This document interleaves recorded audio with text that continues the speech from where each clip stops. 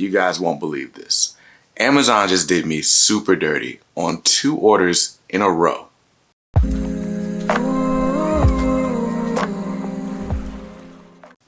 What's up, guys? BJ Kicks here. I buy comics, I read them, and I review them, all for your viewing pleasure. If you're new here, welcome, and if you're not, welcome back. Now on this channel, I do comic book unboxings, reviews, haul videos, and everything in between. Now this is a quick video I just had to do, so pardon my crazy hair. I just woke up, but I got errands to run, and I had to get this video out before I go out on these errands. So I just placed 2 orders on Amazon, and they both arrived like ridiculously damaged. So I just had to go ahead and give you this quick story time, and hopefully we get a good ending, a good result out of this video. Now, I don't order comic books or graphic novels on Amazon very often. When I do, it's usually because I have a gift card. I work, a full-time corporate job. One of the perks of the job is, every now and then we get Amazon gift cards and other little knickknacks to, pacify us, right? No, I'm joking. But anyway, so I stumbled into a $75 Amazon gift card about a week ago. And so I was like, okay, cool. Well, I will use that and buy some comic books. So usually it's not a big deal, but this time around, the books that I wanted were only available from third-party sellers. And I'll just jump right into it. So I've been on a bit of a Dwayne McDuffie kick lately after I got a copy of Spider-Man Fights Substance Abuse. Well, that's not the name of the issue, but the first issue that Dwayne McDuffie did that ended up being collected in that trade paperback. Just happened to get that in a mystery box. And that led me to wanting to collect Dwayne McDuffie's JLA run. Now, Dwayne McDuffie was unceremoniously cut off of JLA after being a bit too candid in message boards or forums about, just how everything was going and all the editorial interference. But with that said, this JLA series did introduce some of the milestone characters to the DC universe proper. Hardware, Icon. There's a really cool Icon versus Superman battle. But anyway, I know about this run and I haven't collected it physically, so I wanted to go ahead and get some of these hardcovers. The hardcovers are actually a little bit harder to find than anything else. So I ordered this one. This is, I believe, volume 4, which is called Sanctuary. So I ordered this one on Amazon from a third-party seller. This one actually came from a Half Price Books, which I've never been to a Half Price Books, but based on the condition I get books in, I guess it's like it might as well be like a Goodwill or something. But anyway, so, it looks good. I mean, it said it was a used hardcover in good condition. So, I mean, this looks like it fits that description, right? Until you start flipping through it, and maybe you can tell, like, if you look at the spine. Looking at that spine, you can see there's something, like, kind of sticking out, like something looks weird there. And you can kind of see a little bit on the other side. Well, it turns out, if you look right here, there's rips, like there are pages torn out of this book. And so I ended up doing some sleuthing. I had to go check out read the issues on DC Universe Infinite to find out that this book collects issues, I think 17 through 21 of Dwayne McDuffie's run. Issue 20, the entirety of issue 20 of this book is ripped out. I don't know if the person just wanted to make posters out of it. I don't know if issue 20 was just so amazingly epic that they just had to keep it for themselves before they sold the book to Half Price Books. But yeah, there's no issue 20 in this book.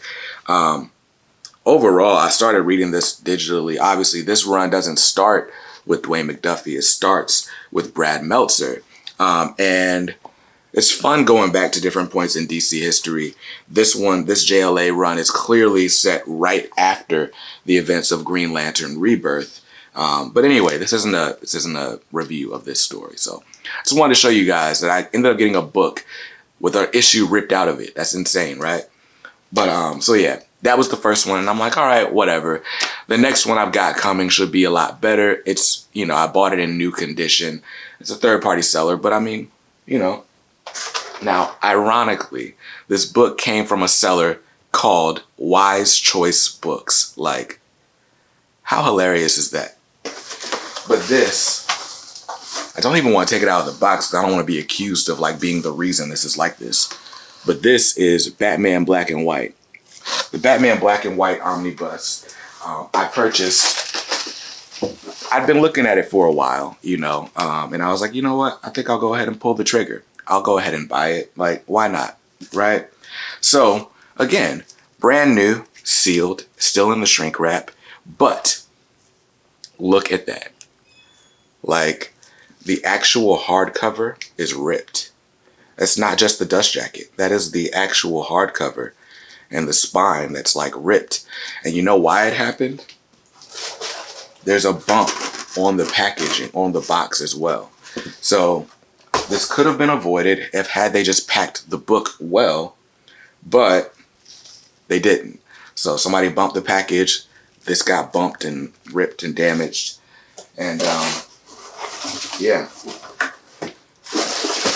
I'm like, why should I pay for that? So with both of these books, what I decided to do is I went ahead and printed out all the label paperwork for the return. Now, for half price books, I'm just going to get my $6 applied back to the Amazon gift card. But then for the Batman Black and White, there was the option to replace it with another copy. So we're going to see how that goes. I'm going against my better judgment. I probably should have just gotten the refund, but I opted to get the replacement copy. So if everything goes well, you'll see it in the September graphic novel haul. And if not, you'll probably see another video about how this experience was just terrible. But yeah, that's my two Amazon fiascos. I think this broke me. I think I'm done with third-party sellers on Amazon after this. If it's not fulfilled by Amazon, I don't think I want it. And what's crazy is Amazon fulfilled packaging isn't much better.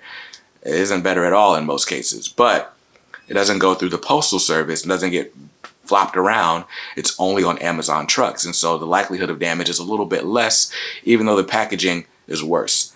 If that makes any sense. But anyway, if you guys had terrible issues with Amazon packaging, I want to know about them. Let me know in the comments below. If you really want to discuss things, you should jump in the K-Squad. Just look at the link in the description below. That'll take you to my private Facebook group where we talk comics. We do giveaways, reviews, all sorts of stuff. Now, if you want to avoid these types of damages altogether on your graphic novels, then just buy them new from our channel sponsor, Organic Priced Books. Organic Priced Books is the best place to look for collected editions, whether it's trades, hardcovers, omnibus editions. They've got it all. They do amazing packaging, double boxed with double layers of bubble wrap, like excellent customer service. I got an order arriving today that I just placed on Tuesday. That is how awesome their packaging and shipping and customer service are. So you should definitely jump on it. If you need a little bit of incentive, I've got a discount code. You can use my code BJKicks and save $2 off every order every time. But that's it for today's video. I hope you saw something you liked. I don't know if anybody likes damaged Amazon packages, but if you did like the video, give it a thumbs up. And if not, hey, that's cool. Because you can always buy what you like. Just make sure you read what you buy and be nice to others, because kindness makes the world go round. Peace.